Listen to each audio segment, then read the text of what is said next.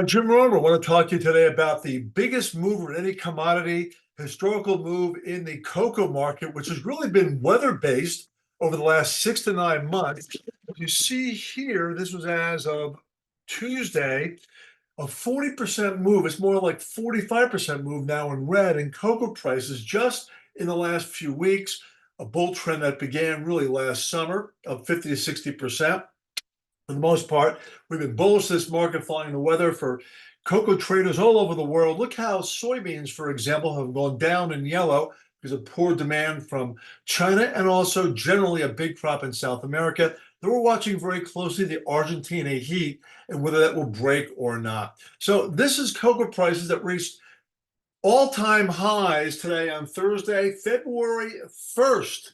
And part of the reason was because an incredibly wet summer and fall that caused disease issues, swollen shoot virus it's called, and very, very tight supplies. But now we have something else called the Harmattan wind. And I'm going to talk about this atmospheric river bringing incredible flooding again to the west coast of California, typical during El Nino with mountain snows, great for skiing in Tahoe and the Pacific Northwest in the next few weeks.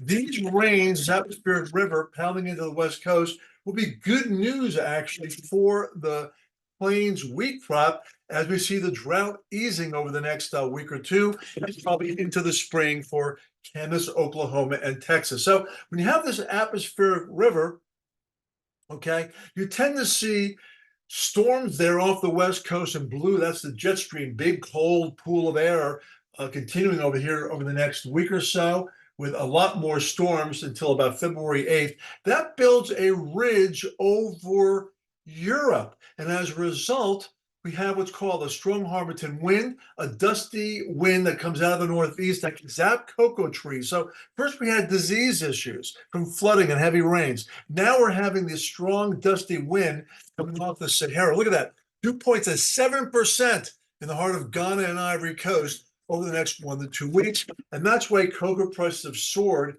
here recently. Our weather spider used by traders and farmers around the world in multiple commodities has been bullish cocoa and potentially a big winning trade here over the last couple of weeks. How will that change the Harmattan wind? Well, we see a weather pattern change for the eastern half of the country, kind of cut off there on the bottom of your screen toward a colder second half of February.